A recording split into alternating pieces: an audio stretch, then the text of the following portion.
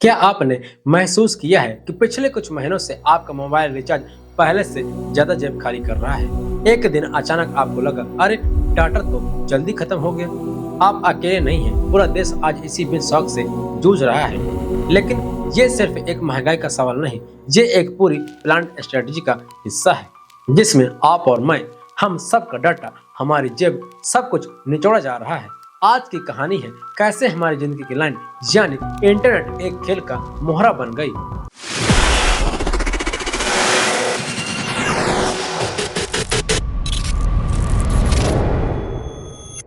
नमस्कार दोस्तों, आप देख रहे हैं प्रियडिफाई, जहां बात होती है सच और सिस्टम की, बिना किसी लाग लपेट के, वो भी एकदम सच।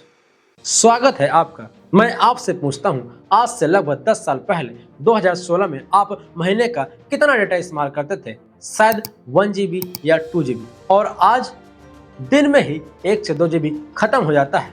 WhatsApp, YouTube, online class, reels, जिनकी अब डेटा पर ही चलती है। और जब यही डेटा महंगा हो जाए तो लगता है जैसे ऑक्सीजन महंगी हो गई हो। आज हम समझेंगे ये डेटा का खेल क्या है, कौन खेल रहा है, और इसका पूरा खामियाजा क्यों हम भुगत रहे हैं। कहानी शुरू होती है 2016 से। तब देश में 4 बड़े प्लेयर थे, एयरटेल, वोडाफोन, आइडिया और बीएसएनएल। महीने का 1 GB डेटा 250 रुपए से ज्यादा में मिलता था। यह सोचना भी मुश्किल था। फिर अचानक आया रिलायंस जियो, एक तूफान की तरह। उसने फ्री का मंत्र दिया। असल में यह एक क्लासिक बिजनेस स्ट्रेटजी थी, प्री डेटिंग प्राइसिंग, घाटे में भी सेवा देना, कंपटीशन को खत्म करना और फिर बाजार पर कब्जा करना।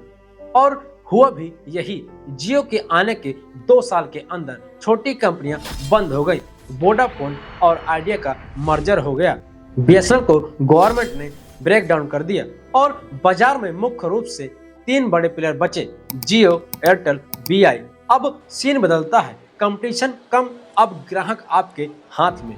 यही वो मोड़ था जहां से डेटा की कीमत तय करने का गेम शुरू हुआ। आंकड़ों की बात करें तो ट्राई के डाटा के मुताबिक 2020 में भारत में 1 GB डाटा की औसत कीमत महज 7 से 9 रुपए थी। दुनिया में सबसे सस्ता ये जियो इफेक्ट था, लेकिन 2023 तक आते आते यह कीमत बढ़कर 13 रुपए से 16 रुपए प्रति GB हो गई। 2025 में यह औसत 10 से 20 रुपए तक पहुंच गई और फरवरी 2026 तक हाल की टैरिफ हाइक्स के बाद इफेक्टिव रेट और ऊपर चढ़ गया। 2022-23 में कंपनियों ने बेस प्लान में 11 से 25% तक की बढ़ोतरी की और 2025-26 में फिर 20% तक हाइक्स हुई। आज अगर आप 1.5 GB प्रतिदिन का प्लान लेना चाहें तो आपको कम से कम 300 रुपए महीने खर्च करने होंगे। जैसे जियो का 28 दिन का प्लान अब 300 रुपए में पहुंच गया है। एक और चौंकाने वाला डाटा, और मैक्स ओटीटी ऑडियंस रिपोर्ट 2025 के मुताबिक एक एवरेज भारतीय अब हर दिन 3.5 घंटे से ज्यादा टीवी या ऑनलाइन वीडियो देखता है, जबकि कुल इंटरनेट यूजर्स 6 से 7 घंटे रोजाना है। मतलब डेटा अब लग्जरी नहीं बल्कि रोटी, कपड़ा, मकान जैसे बेसिक जरूरत बन चुका है। और जब बेसिक जरूरतों का दाम बढ़े तो उसका असर सबसे ज्यादा किस पर पड़ता है? तो सवाल ये है कि ये प्राइस हाइक्स अचानक क्यों? इसके 3 बड़े कारण हैं। डिओपोली मोनोपोली का गेम, जब बाजार में सिर्फ 2 या 3 बड़े खिलाड़ी बचे तो वे आपस में compete करना बंद कर देते हैं। उनका लक्ष्य अधिक से अधिक मुनाफा कमाना हो जाता है। इसे ओलिगोपोली कहते हैं। यहाँ कंपनियां एक दूसरे के रेट देखती है और धीरे धीरे सब कीमतें बढ़ा देती है। कंपनियों का कहना है कि 5G नेटवर्क लगाने में भारी निवेश किया गया है, इसलिए रेट्स बढ़े हैं। लेकिन सच्चाई ये है कि 5G अभी भारत में ट्रायल फेज में है और ज्यादातर यूजर्स को इसकी जरूरत भी नहीं है। ये एक फ्यूचर रेडी का एक्सक्यूज है, प्रेजेंट का पैसा बढ़ाने के लिए। Telecom regulatory authority of India का काम है कि वह इस सेक्टर को रेगुलेट करे और कंज्यूमर के हितों की रक्षा करे। लेकिन इन प्राइस हाइक्स पर ट्राई की चुप्पी बहुत कुछ कहती है। क्या ये सब म्यूचुअल अंडरस्टैंडिंग का हिस्सा है? अब यह सब हम पर कैसे भारी पड़ रहा है? कल्पना कीजिए, एक स्टूडेंट जिसे ऑनलाइन क्लासेस अटेंड करनी है और नोट्स डाउनलोड करने हैं। उसके घर की आर्थिक हालत ठीक नहीं। पहले 250 रुपए में काम चल जाता था, अब 350 रुपए खर्च करने पड़ेंगे। ये 100 रुपए उसकी किताबों का या पेन पेंसिल का बजट था। एक गृहिणी घर चलाने के लिए हर पैसे का हिसाब लगाती है। अचानक रिचार्ज का बजट बढ़ जाना महीने के ग्रोसरी के बजट में कटौती करने जैसा है।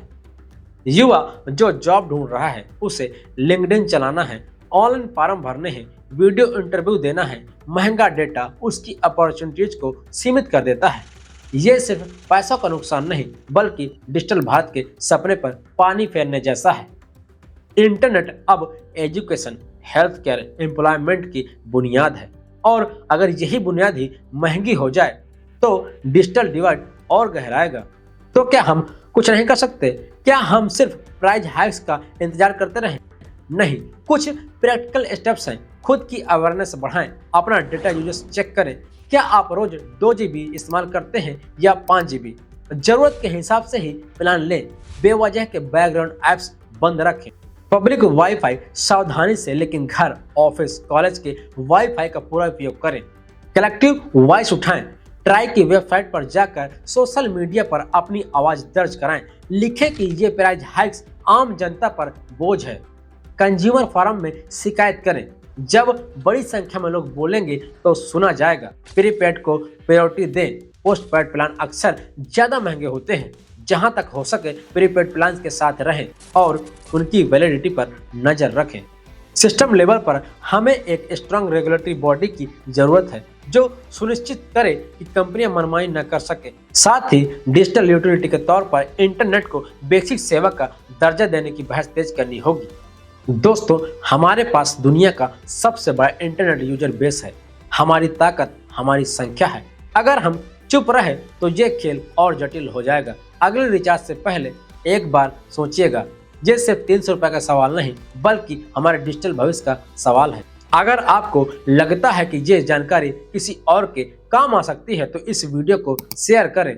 हमारे साथ बने रहने के लिए इस चैनल को सब्सक्राइब करें और बेल आइकन दबाना न भूलें, क्योंकि ज्ञान बांटने से बढ़ता है। सोचिए, समझिए और जागरूक रहिए। फिर मिलेंगे एक नई कहानी के साथ। जय हिंद।